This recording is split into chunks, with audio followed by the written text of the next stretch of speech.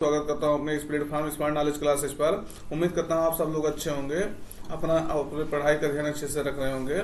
आज आप लोग को 13 अगस्त 2024 का करंट अफेयर्स बताएंगे, जिसमें महत्वपूर्ण करंट अफेयर्स कवर किया गया है, जो आपके एग्जाम के लिए इम्पोर्टेंट तो है ही है, आपके जनरल अवेयरनेस के लिए भी बहुत इंपॉर्टेंट है। तो वीडियो लास्ट तक देखिएगा।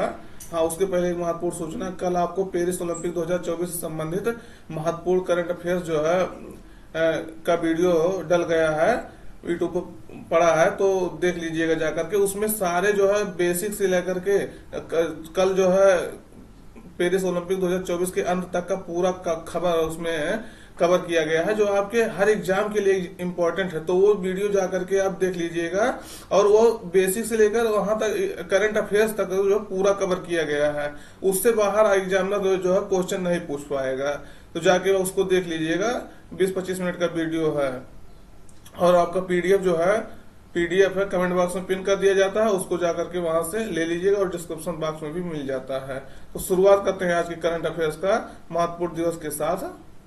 तो इम्पोर्टेंट डे आज है विश्व अंगदान दिवस। क्या है? World organ donation day. कब मनाया जा रहा है? 13 अगस्त को। तो ये इम्पोर्टेंट दिवस है, क्योंकि विश्व अंगदान दिवस जो है ये राष्ट्रीय अंगदान दिवस भी मनाया जाता है। तो उसके परिप्रेक्ष्य में दोनों जो है कंफ्यूज होता है, इसलिए जो है इम्पोर्टेंट हो जाता है, दोनों ध्यान रखिएगा। वैसे जो राष्ट्रीय अंगदान दिवस है वो 3 अगस्त को मनाया जाता है। पहले जो है ये 3 अगस्त को ये मनाया जाता है। पहले ये दूसरे दिन मनाया जाता था, लेकिन 2023 से 3 अगस्त को मनाया जा रहा है। पहले ये जो है 27 नवंबर को मनाया जाता था, राष्ट्रीय अंगदान दिवस है, राष्ट्रीय वाला। अब जो है 3 अगस्त को मनाया जाता है राष्ट्रीय। लेकिन देखिए, विश्व अंगदान दिवस 13 अगस्त को मनाया जाता है। देखिए 3 और 13 10 दिन के बाद जो है विश्व अंगदान दिवस मनाया जाता है, और इसको हम 3 अगस्त को आपको कवर किए हैं। इसका डिटेल जानने के लिए जाके 3 अगस्त वाला वीडियो देख लीजिएगा। इसका थीम या स्लोगन है, यानी नारा है, आज किसी के मुस्कुराहट का कारण बनो। तो इसका इंग्लिश में कहेंगे, be the reason for someone's smile today. तो ये है इसका थीम। देखिए वर्ड है जो है आर्गन डोनेशन डे। विश्व में सबसे ज्यादा आर्गन कोई डोनेट करता है तो वो स्पेन है। कौन सा देश है? स्पेन। स्पेन की राजधानी मैड्रिड। और भारत में अगर कोई राज्य जो है ऐसा करता है तो तमिलनाडु साइड में, दक्षिणी राज्य जो है ज्यादा, लेकिन तमिलनाडु उसमें सबसे आगे है। आगे देखिए क्वेश्चन है, भारत और किस देश के बीच संयुक्त सैन्य अभ्यास मित्र शक्ति का 10वां संस्करण आयोजित हो रहा? तो विकल्प में है नेपाल, बांग्लादेश, श्रीलंका, थाईलैंड। सही उत्तर आपका रहेगा श्रीलंका। श्रीलंका और भारत के आर्मी जो है दोनों मित्र शक्ति अभ्यास, संयुक्त अभ्यास करते हैं। ये जो है बारी बारी से एक देशों में होता है, जैसे एक बार अगर भारत में हो तो दूसरी बार जो है यहाँ श्रीलंका में होता है। पिछला बार जो है 9वां संस्करण जो था, 9वां संस्करण, वो जो है पुणे भारत में हुआ था। पुणे भारत में, पुणे। तो कैथा संस्करण? 9वां संस्करण। तो ये अब की कहाँ हो रहा? श्रीलंका। श्रीलंका के जो है आर्मी ट्रेनिंग स्कूल है मदुरू ओया। वहां जो है 12 अगस्त से लेकर के 25 अगस्त तक ये आयोजित हो रहा है। 25 अगस्त तक भारत में लगभग 106 सैन्य दल जो है, सैन्यकर्मी जो उसमें भाग ले रहे हैं, राजपूताना राइफल्स के साथ की बटालियन के साथ उनके सेवाओं के कर्मियों के द्वारा इसको किया जा रहा है। ये वार्षिक सैन्य अभ्यास है। आपसे बता दी, एक साल यहाँ होता है इस भारत में, एक साल जो है कहाँ होता है? श्रीलंका में। तो इसका 9वां संस्करण है, बता ही दिए। 9वां संस्करण नहीं है, इसका 10वां संस्करण है। 9वां संस्करण जो है पुणे भारत में हुआ था। ये 10वां संस्करण है। अगला देखिएगा क्वेश्चन, ये देखिए, थोड़ा फिगर देख लीजिए। ये है मित्र शक्ति अभ्यास भारत और श्रीलंका के बीच। फिर अगला क्वेश्चन देखिएगा, हाल ही में किसने मिशन कर्मयोगी के तहत अमृत ज्ञान कोश पोर्टल और संकाय विकास पोर्टल लॉन्च किया है? तो विकल्प में डॉक्टर जितेंद्र सिंह, राजनाथ सिंह, धर्मेंद्र प्रधान, अमित शाह। तो सही उत्तर आपका है डॉक्टर जितेंद्र सिंह। इन्होंने मिशन कर्मयोगी के तहत अमृत ज्ञान कोश पोर्टल और संकाय विकास पोर्टल लॉन्च किया है। तो दिल्ली विज्ञान भवन दिल्ली में सिविल सेवा प्रशिक्षण संस्थान सम्मेलन में ये इन्होंने ये आयोजन किया है। तो दिल्ली में, नई दिल्ली में विज्ञान भवन में, कहा विज्ञान भवन में, सिविल सेवा प्रशिक्षण संस्थान है ना विज्ञान भवन, वहां जो है इन्होंने इसका उद्घाटन किया है। तो ये जो है सिविल सेवकों के प्रशिक्षण के लिए जो है, उनके ट्रेनिंग के लिए, उनके ज्ञान को बढ़ावा देने के लिए ये पोर्टल दोनों इम्पोर्टेंट होगा। और मिशन कर्मयोगी भी उसी तरह से था कि सिविल सेवकों को जो है प्रशिक्षण देना, उनके जो है तकनीकी ज्ञान को बढ़ावा देना, ये इम्पोर्टेंट हो जाता है। इसलिए अगला क्वेश्चन देखिएगा कि हाल ही में अंतर्राष्ट्रीय ओलंपिक समिति के एथलीट आयोग का दूसरा उपाध्यक्ष कौन चुना गया है? तो विकल्प में है नीरज चोपड़ा, अभिनव बिंद्रा, गगन नारंग, पीवी सिंधु। तो सही उत्तर आपका रहेगा अभिनव बिंद्रा, बी सही उत्तर रहेगा। ये जो है पुलिस साइकिलिस्ट है, वो क्या नाम है इनका, माजा ब्लोज कोवस्का, इनके साथ जो है इनको भी उपाध्यक्ष बनाया गया है। तो इनको अभिनव बिंद्रा को दूसरा बनाया गया है। ये जो है पोलैंड की जो है माजा ब्लोज कोवस्का, इनको जो है इनके साथ इनको भी उपाध्यक्ष बनाया गया है। और इसके अध्यक्ष देखेंगे, अध्यक्ष यम्मा टेरहे, यम्मा टेरहो, तो ये है इसके अध्यक्ष। और अभिनव बिंद्रा के बारे में कुछ जानिए कि 2008 में ये जो है गोल्ड मेडल पा चुके हैं ओलंपिक में, तो इम्पोर्टेंट हो जाता है। इसलिए ये 2009 में इन्हें पद्म भूषण मिल चुका है। 2008 में जो है ओलंपिक में गोल्ड पाए हैं और 2009 में इन्हें पद्म भूषण मिला है।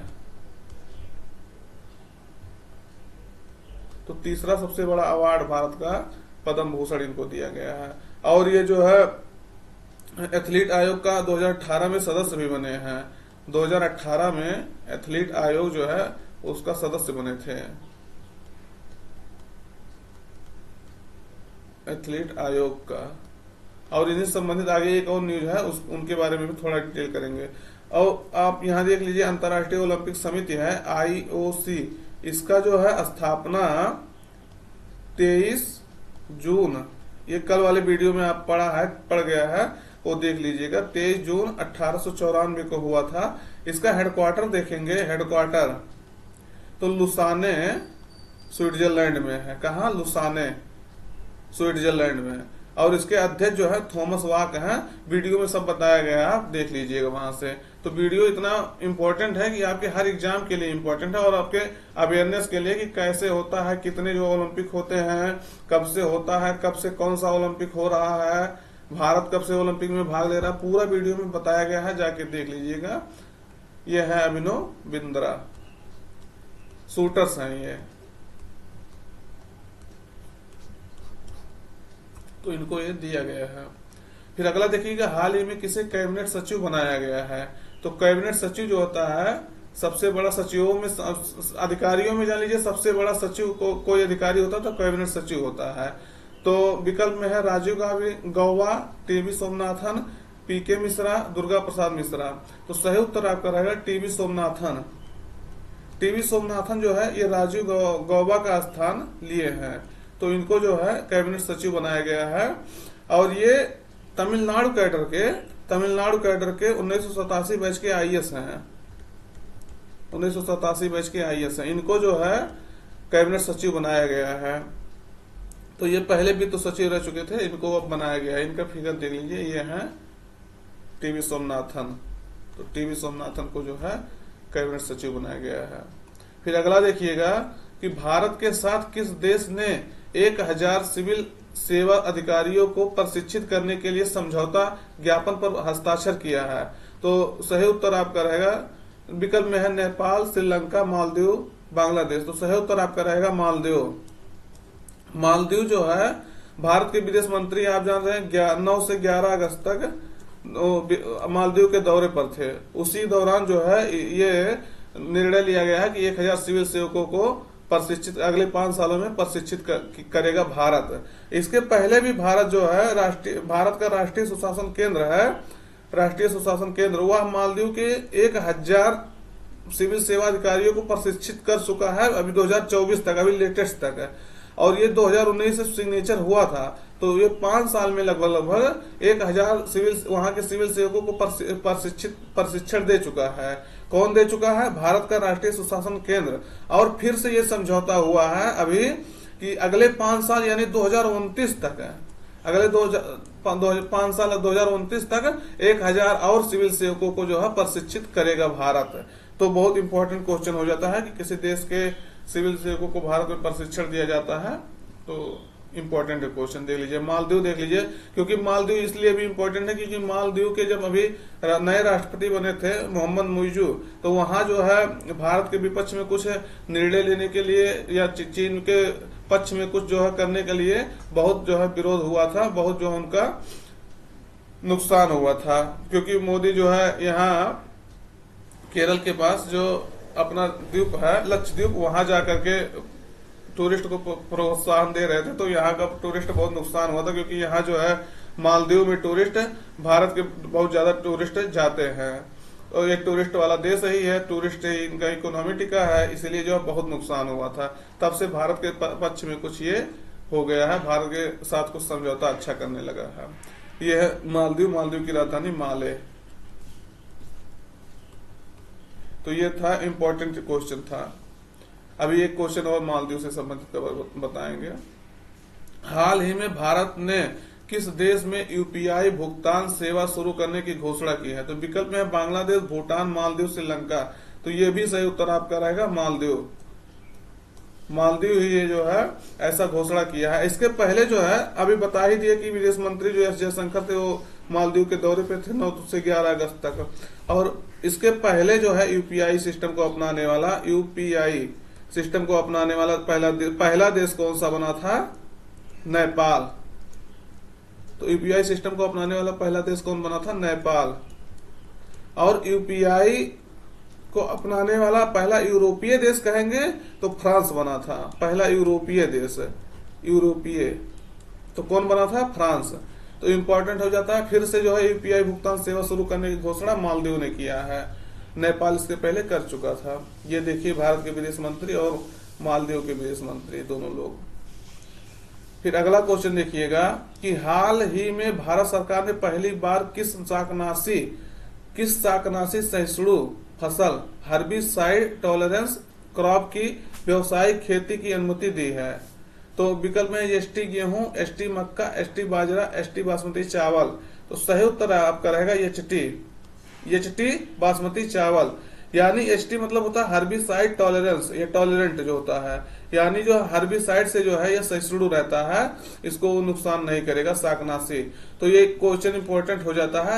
ये एसटी बासमती चावल जो है पहली बात कमर्शियली इसको व्यवसायिक रूप से अनुमति दी गई है। ये जो है पानी भी कम लेगा ये बासमती चावल, उसके बाद शाकनाशी के प्रति भी सहिष्णु रहेगा। तो ये क्वेश्चन जो है इंपॉर्टेंट हो जाता है क्योंकि पहली बार जो है व्यवसायिक रूप से इसको मंजूरी दिया गया है। तो क्या है? एसटी बासमती चावल। अगला क्वेश्चन देखिएगा कि पेरिस ओलंपिक 2024 में पदक तालिका में शीर्ष स्थान पर कौन सा देश रहा? तो विकल्प में है यूएसए, चीन, जापान, ऑस्ट्रेलिया। तो सही उत्तर आपका रहेगा यूएसए जो है सबसे टॉप स्थान पे रहा, दूसरे स्थान पे जो है चीन रहा। तो ये पदक तालिका में इनका मेडल देख लीजिएगा। यूएसए जो है 40 गोल्ड, 44 सिल्वर और 42 ब्रॉन्ज के साथ, कांस्य के साथ 126 पदक तालिका में 126 जो है पदक लाया था। और उसके बाद में चीन देखेंगे तो चीन में 40 गोल्ड, 40 स्वर्ण मतलब, और उसके बाद 27 सिल्वर, रजत और 24 कांस्य यानी ब्रॉन्ज के साथ 51 टोटल पदक लाया था, दूसरे स्थान पे बना हुआ था। तो गोल्ड में तो चीन और यूनाइटेड स्टेट्स दोनों बराबर हैं, लेकिन और सब में ये जो है आगे है, तो इसलिए यूएसए जो है पहले स्थान पे है। तो सबसे ज्यादा मेडल कौन लाया है? यूएसए। दूसरे नंबर पे चीन, तीसरे नंबर पे वही देखेंगे जापान, 20 जो है 20 गोल्ड, 12 जो है आगे ये 12, 13, 45 टोटल लाया है। फिर उसके बाद ऑस्ट्रेलिया, फिर पूरा ये 53 लाया है। उसके बाद फ्रांस देखिए जिस देश में आयोजित हो रहा है वो 5वें स्थान पे है। तो ये क्वेश्चन जो है ये भी इंपॉर्टेंट हो जाता है कि फ्रांस में, पेरिस में आयोजित हो रहा तो वहां जो है आयोजित हो रहा था तो वो कितना अवार्ड पाया है, तो 16 गोल्ड के साथ 64 टोटल पाया है स्थान में। इसमें जो है पदक तालिका में 5वां स्थान पे बना हुआ है। तो ये क्वेश्चन जो है इंपॉर्टेंट हो जाता है। और भारत वहीं देखेंगे तो 6 पदक के साथ, 1 सिल्वर और 5 कांस्य के साथ जो है 71वें स्थान पे बना हुआ है। तो 71वें स्थान पे भारत का रैंक बहुत नीचे है। फिर अगला क्वेश्चन देखिएगा, अंतर्राष्ट्रीय ओलंपिक संघ में किसे ओलंपिक ऑर्डर से सम्मानित किया गया है? तो नरेंद्र मोदी विकल्प में है, PR श्रीजेश, अभिनव बिंद्रा, PT उषा। तो सही उत्तर आपका रहेगा अभिनव बिंद्रा। ये क्वेश्चन जो है आपसे, अभिनव बिंद्रा के बारे में क्वेश्चन आपसे पहले पूछा जा चुका है। उन्हें उपाध्यक्ष बनाया गया है एथलीट आयोग का। तो ये अभिनव बिंद्रा को जो है ओलंपिक ऑर्डर से सम्मानित किया गया है। ये दूसरे व्यक्ति हैं पूरे भारत में। एक 1983 के आसपास जो है इंदिरा गांधी को ये ओलंपिक ऑर्डर से सम्मानित किया गया था। भारत की पहली महिला थी, या भारत के पहले व्यक्ति थी। और इनको जो है भारत के सेकंड पर्सन है, दूसरे व्यक्ति जिनको ओलंपिक ऑर्डर से सम्मानित किया गया है, अभिनव बिंद्रा। तो ये शूटर्स हैं, आपको सब इनके बारे में डिटेलिंग कर दिया गया है। तो ये जानिएगा कि ये भारत में, इनको इसके पहले भी हम जब घोषणा हुआ था तब भी आपको कवर किया था कि किसको दिया जाएगा ओलंपिक ऑर्डर। तो इनको जो है अभी ओलंपिक पेरिस में जो है एक आयोजन में इनको प्रदान किया गया, इसलिए ये फिर से कवर किया जा रहा है। तो इम्पोर्टेंट हो जाता है अभिनव बिंद्रा। इनके बारे में डिटेल कर दिए। 2008 में गोल्ड पाए थे, शूटर्स हैं। Indian shooting legend Abhinav Bindra awarded Olympic order से। तो ये दूसरे व्यक्ति बनेगा भारत के। तो इम्पोर्टेंट हो जाता है क्वेश्चन। फिर अगला देखिएगा, किस राज्य सरकार ने दुनिया का सबसे बड़ा स्टेडियम बनाने का घोषणा की है?